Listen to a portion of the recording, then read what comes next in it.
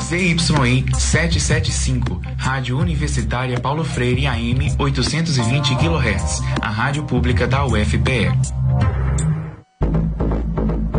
A Rádio Paulo Freire inicia a emissão direto dos estúdios no campus da UFPE. Participe pelas redes sociais e diga de onde você ouve a rádio. Procure por Rádio Universitária Paulo Freire no Instagram, Twitter ou Facebook e interaja com a gente.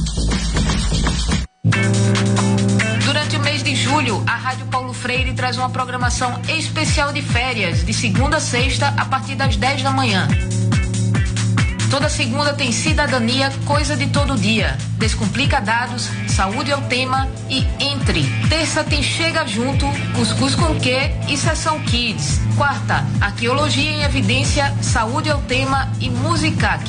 Quinta tem Papo Reto no Rádio, Amplitude 88, Codinome Resistência e Cantando e Brincando nas Ondas do Rádio. E sexta tem Papos e Beats, Ecoideia e Várzea Cultural. Rádio Paulo Freire, a rádio que fazemos juntos. Vamos ouvir o depoimento de Dimas Veras, professor de História do Instituto Federal da Paraíba. Ele fala como era a grade de programação da Rádio Universitária Paulo Freire quando ela foi criada em 1962 e nos anos seguintes. 62 a 63, ela vai funcionar apenas alguns dias por semana, não são todos os dias, mas são dias fixos. A partir de 63 eles criam uma programação noturna.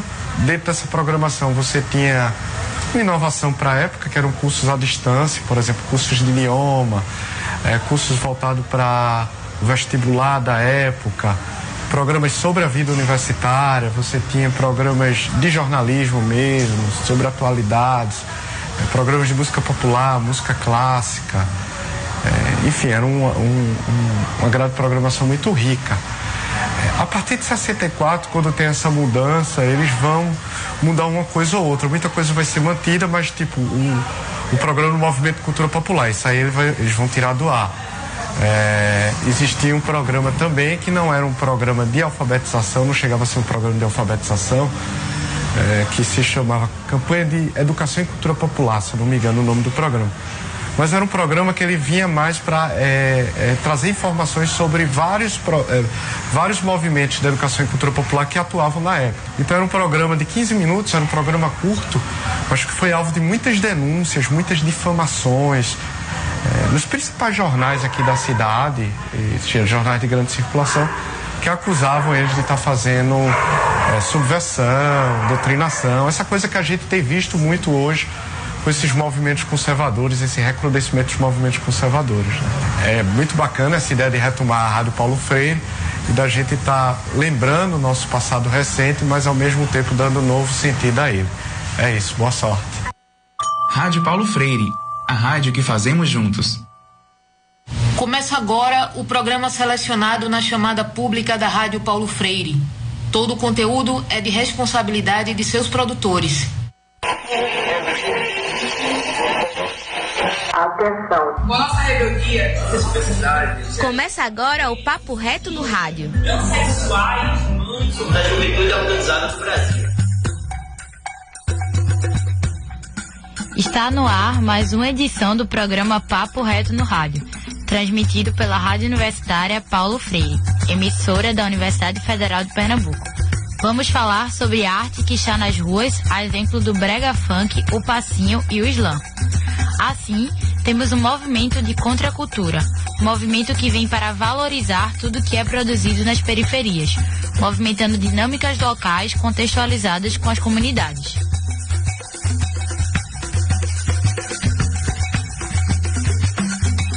A cultura periférica no contexto social do Brasil é feita por artistas e produtores negros em sua maioria. Então, ao ver projetos de lei que tentam criminalizar ritmos como o funk, é evidente a discriminação de tudo que vem da periferia. Um exemplo disso foi a prisão do DJ carioca Renan da Penha, que se projetou nacionalmente através dos bailes nos morros do Rio de Janeiro. Esse processo de criminalização das expressões culturais tem início no século XIX, pouco tempo depois da abolição da escravatura. Os jogos de capoeira eram criminalizados e o samba escanteado, ou seja, dois exemplos de manifestações negras e periféricas, dois exemplos também de disputas na nossa sociedade. Por um lado, tem quem tenta silenciar as expressões culturais do povo, mas por outro lado, também tem quem resiste e mantém viva a própria representação cultural. Se liga, agora é hora do Papo Reto. Vamos agora entrevistar Igor Marques, 23 anos, estudante de Ciências Sociais da UFPE, um dos produtores culturais e idealizadores do Baile Embrasado, coletivo que pesquisa sobre cultura nas principais periferias brasileiras. Bom dia, Igor. É um prazer te receber no nosso programa para falarmos um pouco sobre expressões artísticas dos centros urbanos do nosso país. Bom dia, gente. Bom dia, Isa. Então, o Embrasado tem aproximadamente mais de 2 anos, né, na verdade. Começou como um baile aqui no Recife, mas esse baile ele surge de uma necessidade da gente de poder expandir as pesquisas, né? Compartilhar o que a gente pesquisa. Eu e GG pesquisamos já há algum tempo. Ele começou pesquisando funk, eu comecei pesquisando brega, mas a gente está de olho nas culturas periféricas do Brasil há algum tempo, e a gente tem essa necessidade de dividir da forma mais natural possível o que a gente estava acolhendo desses lugares, né? Dessas periferias. E a festa foi um escape, assim, pra gente poder escoar, na verdade, todas essas produções, assim, coisas de Belém de Porto Alegre, assim, do funk, do tecnobrega. E é isso, assim, a gente observa muito do que tem acontecido e que não tem tido muito, pelo menos na época não estava sendo tão disseminado no circuito da gente especificamente. E a ideia da festa surgiu como isso, e a partir disso a gente está trabalhando agora outras formas de escoar essas pesquisas, né? Principalmente a pesquisa escrita, que obviamente não dá para se trabalhar numa festa. Então o Embrasado agora se tornando um portal é outra forma de dividir o que a gente tem aprendido e, enfim, pesquisado com tudo isso. Massa. E na tua opinião, e nesse trabalho que vocês estão produzindo, né, que como você mesmo explicou aí, que é o portal Embrasado, que está pesquisando, está escoando sobre toda essa produção cultural que a periferia vem produzindo, como que você acha que a juventude se enquadra nesse protagonismo da produção cultural, principalmente nas periferias, né? Que a maioria dos produtores, por exemplo, aqui no Recife, do Brega Funk, são produtores novos, né? São a galera nova, são pessoas novas. E vocês também são pessoas novas também, né? De idade, assim falando. E como vocês acham que o protagonismo da juventude se destaca aí nessa produção cultural? Eu acho que totalmente, né? Tem tudo a ver. Esses movimentos são movimentos bem novos, e mesmo o funk, assim, se a gente para pensar, o funk carioca tem o quê? 20 anos, né? Quase 30, na verdade. Mas é sempre, como pode dizer, impulsionado pela juventude, né? A juventude que tem os anseios de descobrir coisas novas, inventar coisas novas, e mesmo absorvendo dos aprendizados antigos, né, das sonoridades antigas e estéticas antigas, mas sim, tem tudo a ver com juventude e com a vontade de descobrir o novo, de fazer o novo, né? Todos esses movimentos são basicamente liderados por jovens, assim, não é incomum a gente encontrar uma pessoa de 16 anos fazendo funk. O Baile Embrasado utiliza a tecnologia da informação e comunicação. Tu acha que o uso dessas tecnologias transformou a forma de fazer cultura na periferia? Acho que do começo do governo Lula para cá, a gente tem tido muito acesso à informação, né?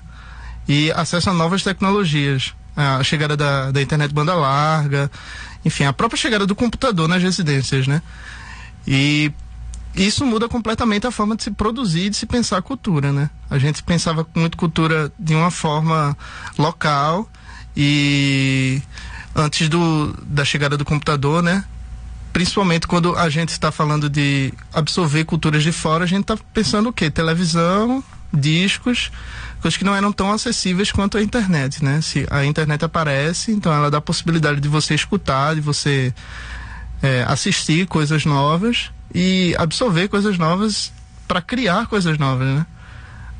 Sempre é um processo de influência, assim. Então, a gente não pode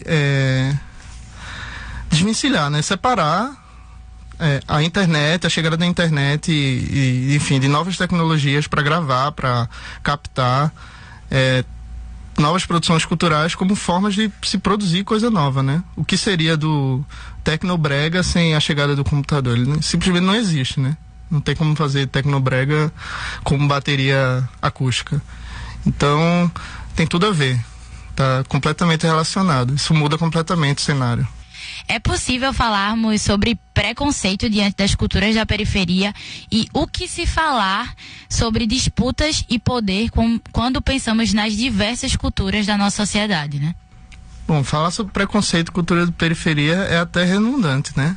Acho que todas elas sofrem preconceito só por ser cultura de periferia, em grande maioria culturas de negros, né? E falar de poder nessas culturas é falar basicamente de como elas são segregadas, não só geograficamente, mas culturalmente de todos os outros espaços hegemônicos de cultura, né? O que é considerado MPB no Brasil, né? A música popular brasileira sui generis, assim. Qual é a MPB que se toca na Nova Brasil FM? Eu não sei se eu poderia ter citado isso, mas é muito característico, assim. Então, falar de cultura periférica é falar de preconceito e falar de disputas de poder no âmbito da indústria cultural, sem sombra de dúvida, quando a gente observa que as culturas que detêm o maior espaço nas rádios, nas TVs, enfim, não são culturas feitas pelos periféricos de fato, no sentido de exercidas por eles, né? Às vezes a gente vê, sei lá, um funk na Globo, mas o funk não é cantado pelo cara que faz funk na favela do Rio, sabe? Ele chega ali por outro meio de comunicação, por outra pessoa. Tem um caso muito característico que é a abertura das Olimpíadas, né, em 2016, eu não sei.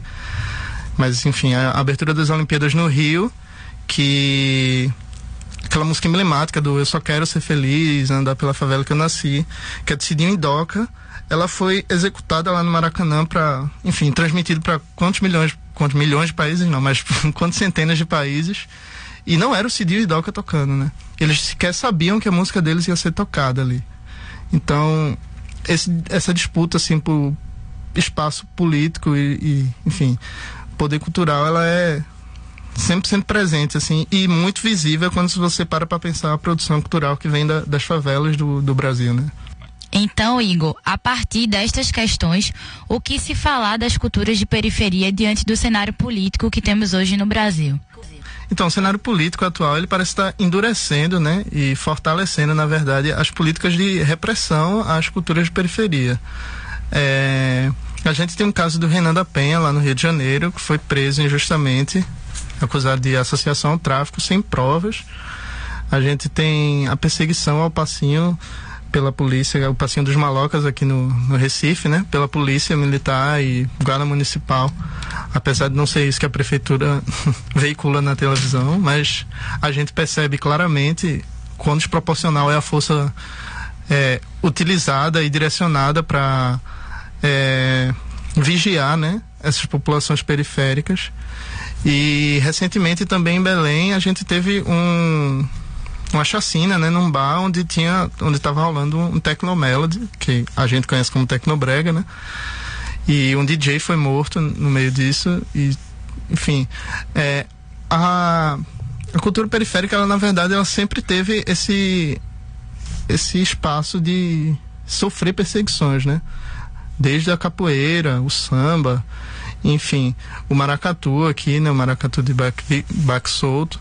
A gente percebe isso constantemente e atualmente parece que isso tem ganhado outras proporções, né? Inclusive proporções institucionais, e aí isso é de fato preocupante, assim, até que ponto a gente está legitimando com que essas violências sejam praticadas, né? Então, a cultura de periferia sempre foi um espaço de questionamento, né? E hoje eu acho que não vai ser diferente, não está sendo diferente, né? Ela continua sendo espaço de questionamento, ela continua sendo um espaço de... um espaço político também de resposta aos ataques que a gente tem sofrido, né, constantemente. A gente vê, por exemplo, a gente já consegue observar, por exemplo, a volta do funk proibidão, né, entre aspas, que é muito confundido, né, o proibidão, a galera acha que tem alguma associação com a famosa putaria, mas o proibidão, ele tem relação com o fato das pessoas que estão, de certa forma, ligadas a uma política de crime, né, falarem sobre o dia a dia delas, fazendo crônicas sobre a história e o ambiente que elas estão vivendo, e isso tinha meio que dado uma baixa, assim, né, principalmente depois da instalação das UPPs e da perseguição a essas pessoas que faziam esse tipo de música. E agora, com o fortalecimento das milícias, a gente tem observado, inclusive, a mudança nessa crítica do proibidão, né? Que antes era a polícia e ao Estado. O proibidão volta já criticando as milícias, atacando as milícias. Então, sempre vai estar refletindo, né, velho, o que está acontecendo e o que essas pessoas estão sofrendo diariamente. Então, cultura periférica é simultaneamente a perseguição a eles, né, o que eles sofrem de perseguição diária e como eles reagem, assim, isso sempre vai aparecer nas letras, nas sonoridades também, né, pensar o funk sampleando barulho de bala e, enfim, moto e coisas do tipo. Isso muito presente. Ligo, a gente agradece a entrevista e a disponibilidade, né, de vir falar um pouco aqui sobre a realidade, né, de diversas periferias do Brasil, contar um pouco esse trabalho de vocês, massa. E é isso. Obrigada. Eu que agradeço a oportunidade. Estamos sempre aí. Muito obrigado a vocês e tamo junto. Vamos fazer uma pausa e daqui a pouco quem vai conversar com a gente é a poeta e slammer Belpuan. ZYI 775, AM 820 kHz. Rádio Universitária Paulo Freire, a rádio pública da UFPE. Hoje nós estamos recebendo o músico, compositor e poeta cordelista Alan Salles. Aconteceu uma vez em Igaraçu, a menina chegou assim, me deu um assunto para fazer um verso. Aí disseram, Lady Gaga. Eu digo, meu Deus do céu. Aí eu falei assim, Lady Gaga tem talento, com certeza é bonitona, quando sobe neste palco, esta doida então detona, mas a rainha do pop com certeza ainda é Madonna. Aí eles aplaudiram. Aí não, porque era o pessoal estudante de Igaraçu, 14, 15 anos, cheio de hormônio, aquele menino danado. Outro tema, Michael Jackson. Aí eu falei assim, era preto e ficou branco, tinha gana e tinha tédio, os seus fãs alucinados, sempre em cima com assédio, mas morreu doido e doente de tomar tanto remédio. Aí o menino falou assim, fala sobre jogador de futebol. Eu digo assim, jogador de futebol que somente é bom de bola, ganha grana, fala errado, português não desenrola, pode até ser um atleta, mas pessoa mais completa só se faz fazendo escola. Então a gente pega na... Rádio Paulo Freire, a rádio que fazemos juntos. Se liga, agora é hora do Papo Reto. Voltamos a apresentar o programa Papo Reto no rádio, transmitido todas as quintas-feiras, às 10 da manhã, aqui na Rádio Universitária Paulo Freire, da Universidade Federal de Pernambuco.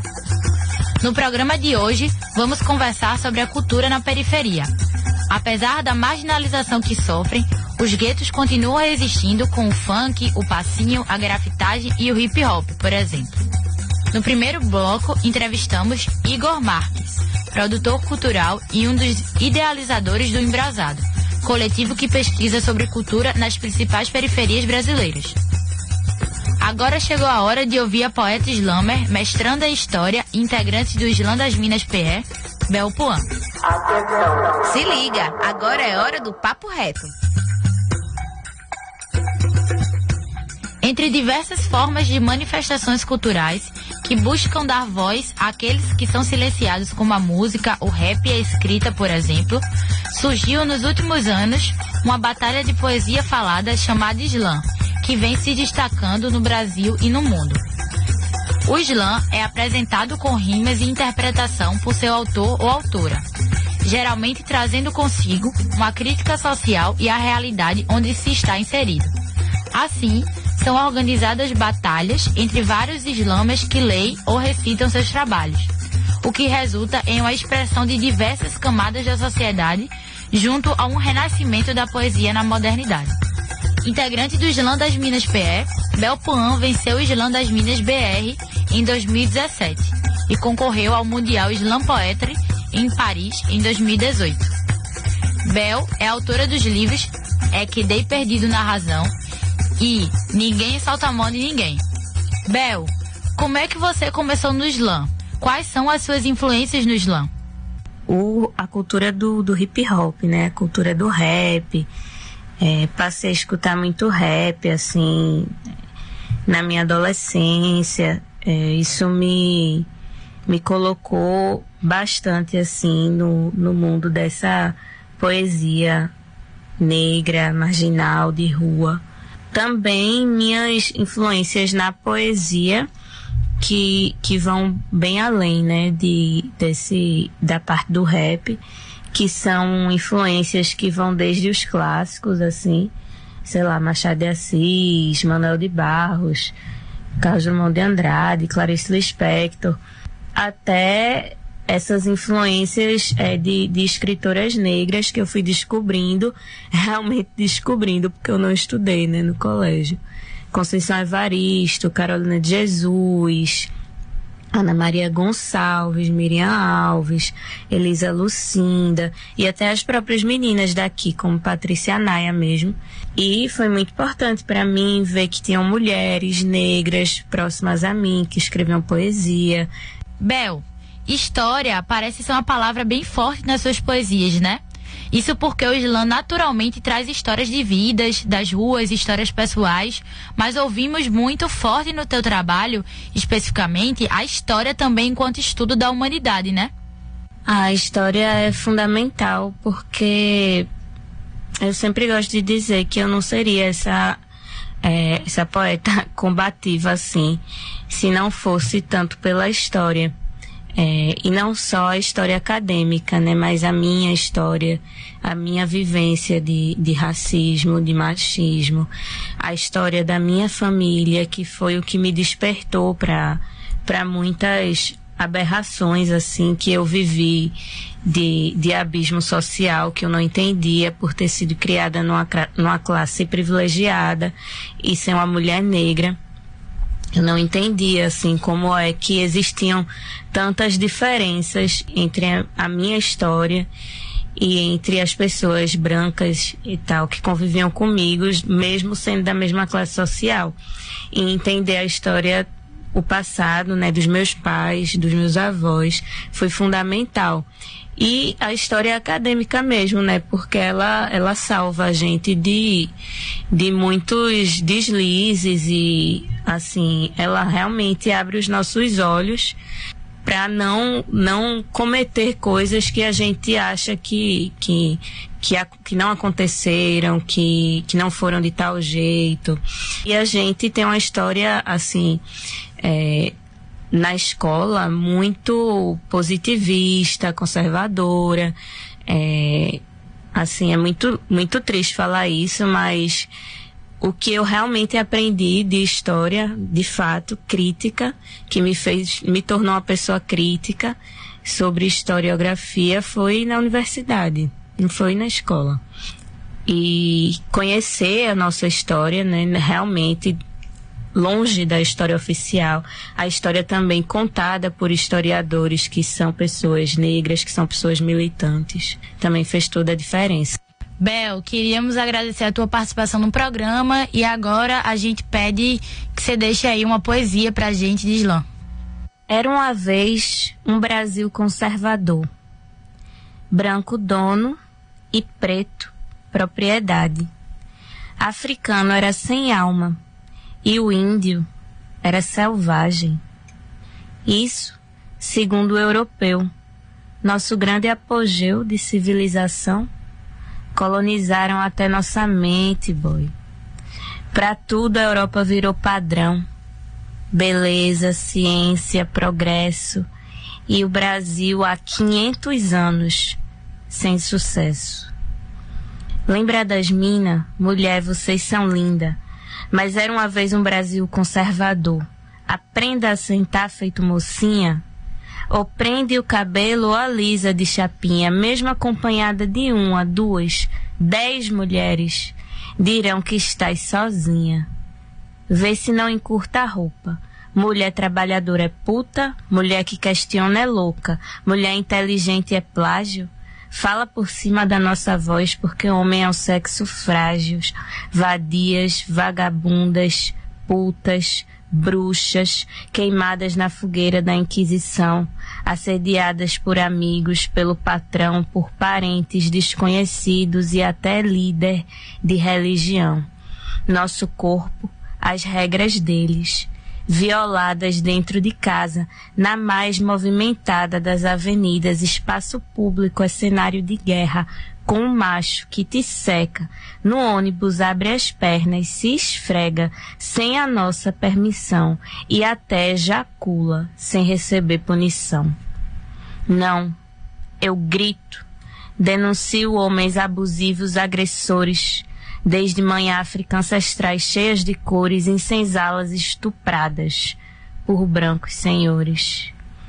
Índias aculturadas em nome de Cristo, tantas irmãs perdidas para o machismo, mão direita do capitalismo, fez da América desgostosa, à beira do abismo.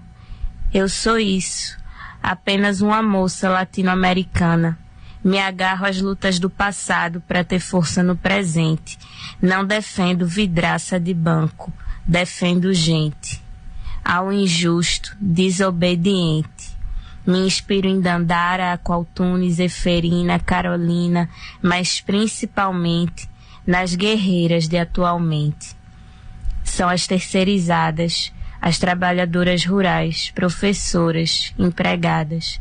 É tempo de primavera, Conceição Evaristo, Vovó Vilma, Vovó Vera, Marias, Gabrielas, Amandas, Sheilas, Nayas, Eduardas, Sabrinas, Brasil de golpes, reformas trabalhistas, ditadores militares, fascistas, apoiam massacres e chacinas, mulher encarcerada no lar, os pobres cheirando cola e os ricos cocaína. Era uma vez um Brasil conservador que revolucionou com o poder das minas.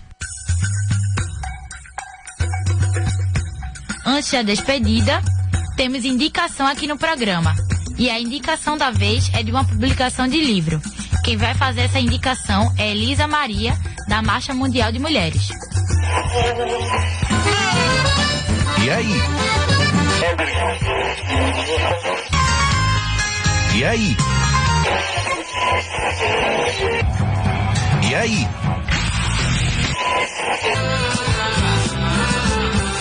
E aí? O que é que tu indica? O livro que eu indico, o último livro que eu li, é o livro Revolução Laura, de Manuela Dávila. O livro, que tem como subtítulo Reflexões sobre a Maternidade e Resistência, é um relato da Manuela, né, sobre a sua experiência, tanto enquanto mãe, e aí muito especial trazer a imagem da sua filha, né, nomeá-la, né, mãe de Laura, como também de mulher que participa dos espaços políticos institucionais, né. Manuela Dávila, ela já foi candidata a vereadora, na verdade ela já foi vereadora, deputada estadual e federal, e nas últimas eleições presidenciais ela foi a nossa candidata à vice-presidência do Brasil. No lançamento do livro aqui em Recife, Manuela chegou a caracterizar seu livro como despretensioso. Eu entendo porque ela diz isso, né? Porque não é um livro que traz fórmulas teóricas ou conceitos acadêmicos, mas é um livro super potente, porque ele faz a gente pensar desde a maternidade sem romantismo até em como o patriarcado se expressa na política institucional. E, a meu ver, também é um livro que nos mune com elementos muito importantes para o fazer político hoje. A política hoje tem se dado nesse marco, né? Tem se dado nessa polarização entre os que estão propagandeando a barbárie, né? Com a retirada de direitos da classe trabalhadora, com a dimensões fascistas, né? De uma política fascista. E, do outro lado, nós aqui, desse lado, que defendemos a democracia, acho que o livro traz uma reflexão do que a radicalidade da coerência entre o que defendemos como projeto e nossas decisões mais cotidianas tem a nos ensinar, né? O que é que essa busca dessa coerência tem a nos ensinar. O livro, ao meu ver, traz essa dimensão de que o cotidiano ele é político. Uma sociedade estruturada pelo capitalismo, pelo racismo, pelo patriarcado, não dimensiona essa esfera do cuidado enquanto trabalho, enquanto muito importante para a reprodução da vida humana. Ora, se é interesse de toda a família e de toda a sociedade ter pessoas alimentadas, vestidas e amadas, por que essas questões devem estar apenas sob responsabilidade das mulheres e, sobretudo, das mulheres negras, como é hoje? Um projeto de país soberano, democrático e com justiça social contra a barbárie deve dimensionar as demandas de cuidado e propor políticas públicas que socializem os trabalhos de cuidados e domésticos. Com a decisão de Manuela Dávila de se fazer encontrarem a maternidade e a atuação política, ela ousa mostrar que esse encontro não é como o patriarcado pinta que seja, né? Totalmente dicotômico. E também provoca uma série de discussões pra gente, ou seja, desde qual projeto de sociedade, com quais bandeiras nós queremos construir, mas também quais as práticas cotidianas que a gente emprega no nosso fazer político. Se há quem encontre sua força social para levar nossos países às ruínas, organizando o ódio, a intolerância e a violência, a leveza e simplicidade do livro de Manuela Dávila nos faz pensar sobre várias questões. Crianças existem e, como constatações supostamente óbvias como esta, o livro Revolução Laura é um convite a nos humanizar. Lembrar que, assim como as crianças existem, existe a necessidade de cuidar. Que cuidado é trabalho, mas que também existe a inocência e que o amor constrói e que o amor é uma prática, que se expressa no acolhimento das diferenças e na solidariedade para superar as desigualdades. Recomendo a todos e a todas que leiam para a gente continuar conversando sobre esses encontros entre maternidade, política e amor, né, também. Por hoje, vamos ficando por aqui. Este programa é uma produção do Brasil de Fato e do Levante Popular da Juventude. Eu, Isa Gabriela, faço a apresentação. Quem escreveu este roteiro foi Lucila Bezerra. A edição é de João Pedro Ferreira e Daniel Lamir. Coordenação de Daniel Lamir.